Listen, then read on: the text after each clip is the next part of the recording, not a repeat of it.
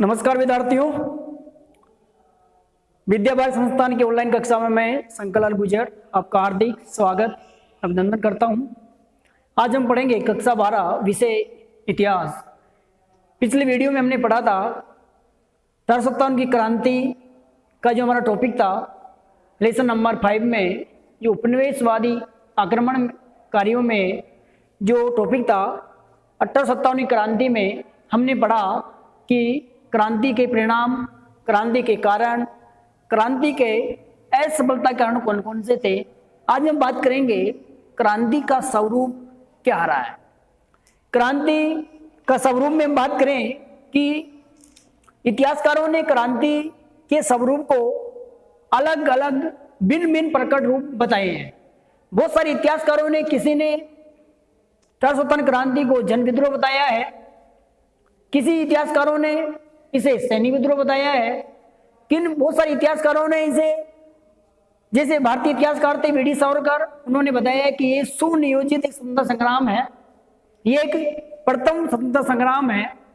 किसी ने राष्ट्रीय विद्रोह की संज्ञा दी है। तो अलग अलग इतिहासकारों के अलग अलग मत इसमें बताए गए हैं। तो बात करें सबसे पहले कि राष्ट्रीय विद्रोह किसने कहा, तो हम बात करते हैं, क्योंकि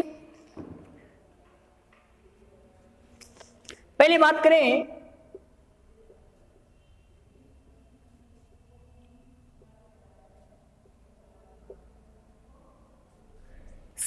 सत्तावन की क्रांति को सैनिक विद्रोह की संज्ञा किन इतिहासकारों के द्वारा दी जाती है, तो दो व्यक्ति थे, सीले और लॉरेंस। दो यूरोपीय विद्वान थे,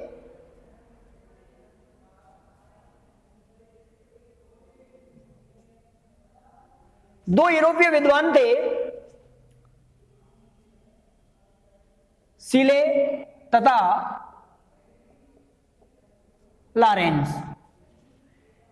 1857 क्रांति को एक सैनिक विद्रोह की संज्ञा दी जाती है।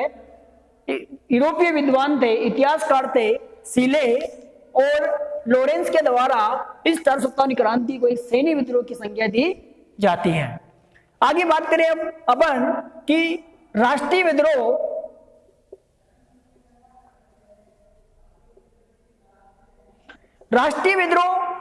किस इतिहासकार ने इस क्रांति को राष्ट्रीय विद्रोह की संज्ञा दी है, तो बेंजामिन डिज़ेली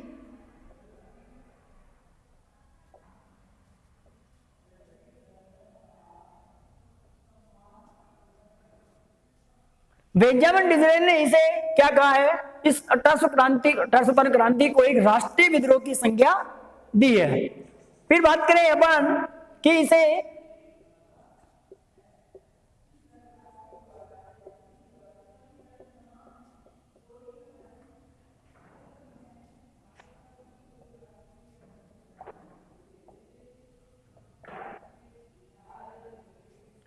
हिंदू शिकायतों की आड़ में मुस्लिम षड्यंत्र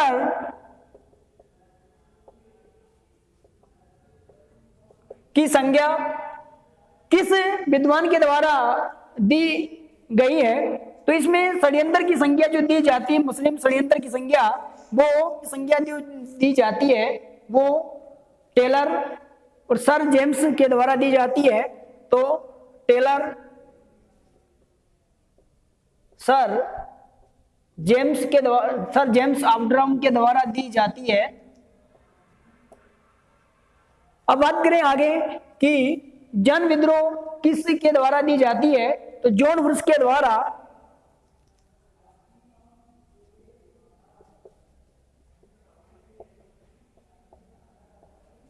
जन विद्रोह की संज्ञा जॉन वुड्स नॉर्टन के द्वारा दी जाती है। तो अलग अलग इतिहासकारों ने इसे अलग अलग क्रांति का स्वरूप, अलग अलग अपने विचार प्रकट किए हैं स्वरूप के बारे में। आगे हम बात करें कि प्रथम स्वतंत्रता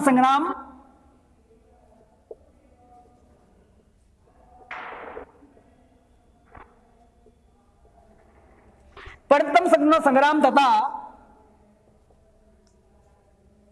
सुनियोजित संग्राम किसने कहा? तो सुनियोजित। और भारत का प्रथम स्वतंत्रता संग्राम हमारे जो भारतीय इतिहासकार थे वीडी सावरकर के द्वारा कहा गया है। वीडी सावरकर के द्वारा कहा गया है कि जो 1857 की क्रांति थी ये भारत का एक प्रथम स्वतंत्रता संग्राम था अंग्रेजों के खिलाफ और सुनियोजित था। यानी इसकी एक तारीख तय की थी लेकिन एक तारीख से पहले हो, लेकिन इसका सुनियोजित, इसका पहले से योजना बनाकर रखी थी।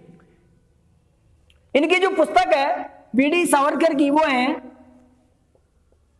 भारतीय स्वतंत्र समर। इस पुस्तक में इसे किस नाम से जाना जाता है? भारत का प्रथम स्वतंत्रता संग्राम और सुनियोजित संग्राम के नाम से इसको जाना गया है।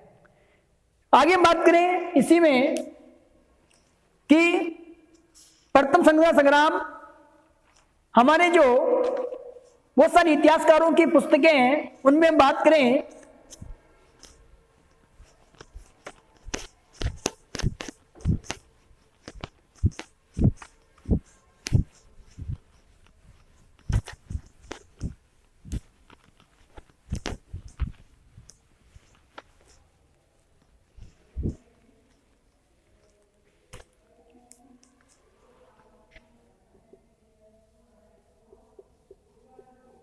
The great rebellion, the great rebellion एक भारतीय इतिहासकार थे, ये उनकी पुस्तक है। Ashok Mehta, the great rebellion जो भारतीय इतिहासकार है अशोक मेहता, ये इनकी एक पुस्तक है। इस पुस्तक में कहा गया है इसके बारे में कि ये एक विद्रोह था जो एक इस विद्रोह ने एक राष्ट्रीय विद्रोह का रूप ले लिया था। तो इनकी पुस्तक में भी 1857 क्रांति के बारे में बताया गया है कि जो क्रांति जो विद्रोह बढ़ा ये एक राष्ट्रीय विद्रोह था, न कि कोई क्षेत्रीय विद्रोह को माना गया है। आगे बात करें डॉक्टर वीडी सावरकर के बाद में पंडित जवाहरलाल नेहरू की पुस्तक है भारत की खोज।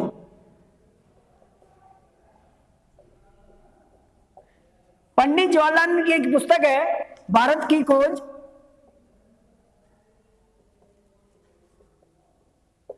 क्योंकि इस पुस्तक में बताया गया है कि अंग्रेज सरकार ने भारतीयों पर अनेक परिभाषाएं थोपने का कार्य किया है और ये जो भारतीय परंपराओं को दबाया गया है, इसलिए इस पुस्तक में भी 1857 क्रांति का जिक्र किया जाता है। फिर आगे हम बात करते हैं कि डॉक्टर सत्याराय में इसकी पुस्तक है भारत में राष्ट्रवाद।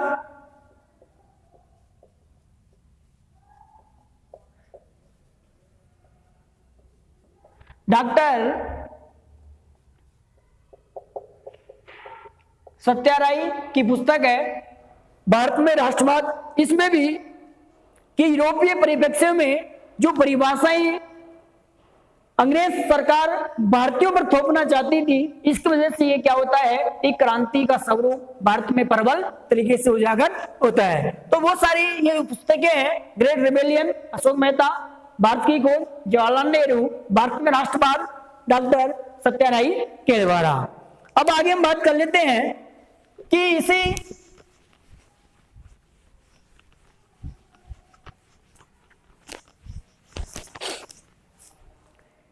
लेसन में से जो हमारे मानचित्र के लिए जो महत्वपूर्ण स्थान है 1857 क्रांति जहां जहां हुई, जहां जहां उद्घोष हुआ, जहां जहां क्रांतिकारियों और अंग्रेजों के मध्य क्रांति हुई, लड़ाई युद्ध हुए, तो उनके बारे में बात कर लेते हैं।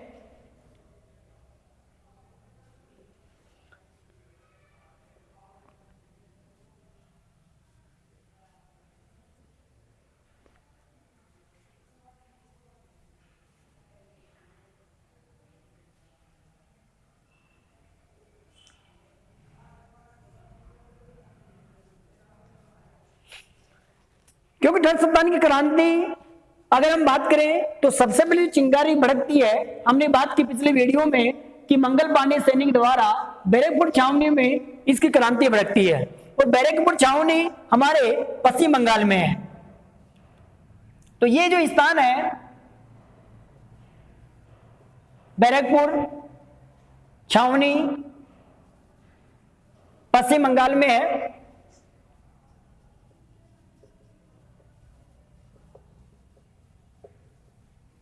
ये हमारे लिए बहुत महत्वपूर्ण है कि बैरकपुर छावनी कहां स्थित है, बंगाल में है।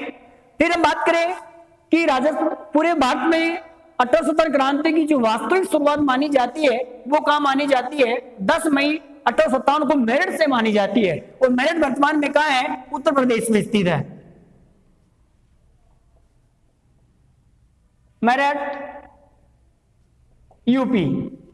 तो इसके शुरुआत, वास्तविक शुरुआत कहां से मानी जाती है, मेरठ से मानी जाती है। फिर बात करें इसी के पास में जो हमारी भारत की राजधानी है दिल्ली, क्योंकि जब क्रांति होती है तो भारत का जो बादशाह था बहादुर शाह जफर द्वितीय, उसको क्रांति का नेतृत्व सौंपा जाता है। लेकिन क्रांति का वास्तविक नेतृत्व करने वाला जो उसका सेनापति होता है वो होता है बख्त खां। तो दिल्ली उसका केंद्र भी बनता है क्रांति का। तो दिल्ली यह स्थित है क्योंकि 1857 क्रांति में जो महत्वपूर्ण क्षेत्र है हम उनके बारे में बात कर रहे हैं।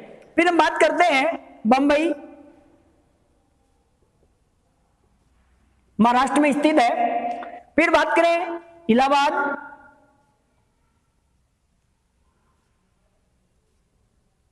आज का प्रयागराज,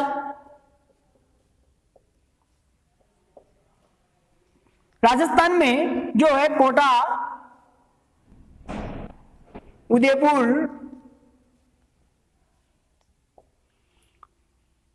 इसके बाद साथ साथ नसीराबाद,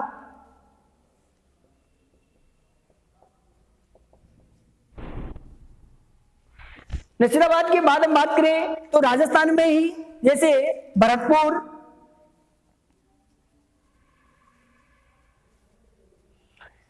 तो ये इन स्थानों पर क्रांति का आगाज होता है। क्रांतिकारी अंग्रेज सरकार से लोहा बनवाते हैं, अपने आप को इस संघर्ष से जूझते हैं बैरकपुर में। आगे बात करें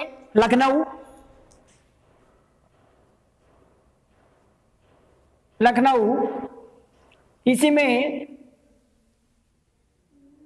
फैजाबाद, इसके साथ साथ इसी में झांसी,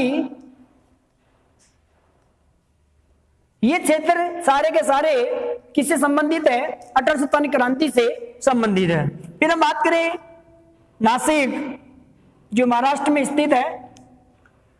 नासिक के बाद में हम बात करें कानपुर, बरेली, कानपुर भी यूपी में है।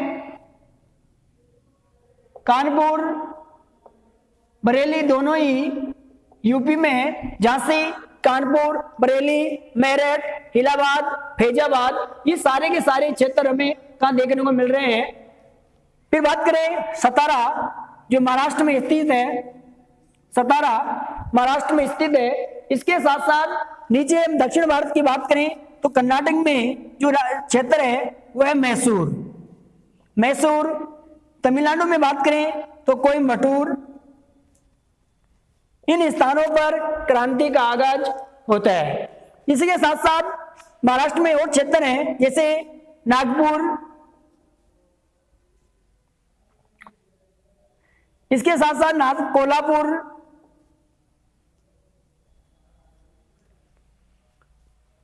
और राजस्थान में हम बताइए उदयपुर है, धौलपुर है, करौली है। राजस्थान की बात करें तो राजस्थान में ज्यादातर जो क्षेत्र है, इसी भरतपुर के पास एक क्षेत्र और है धौलपुर। तो ये सारे के सारे क्षेत्र हमारे मानचित्र के लिए महत्वपूर्ण स्थान रखते हैं। सारे के सारे जगह जो है जहां पर 1857 क्रांति का एक विप्लव फैलता है, अंग्रेजों के खिलाफ, उनकी दोषपूर्ण नीति के खिलाफ भारतीयों ने इस क्रांति में बढ़ चढ़कर हिस्सा लिया था। अब बात करें इसी में साथ साथ नीमच, आहुआ, एरनपुर राजस्थान में है। राजस्थान की बात करें तो राजस्थान में एरनपुरा, आहुआ,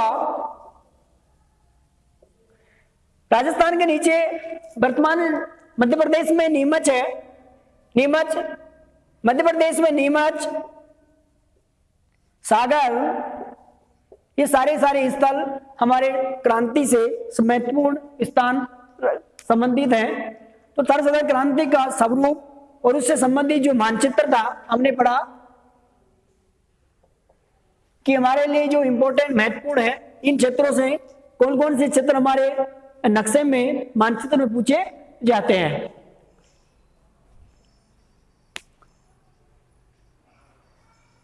अब वीडियोस को देखिए और अपनी तैयारी को एक अच्छा महत्वपूर्ण मजबूत उस तैयारी को बनाइए आप। धन्यवाद।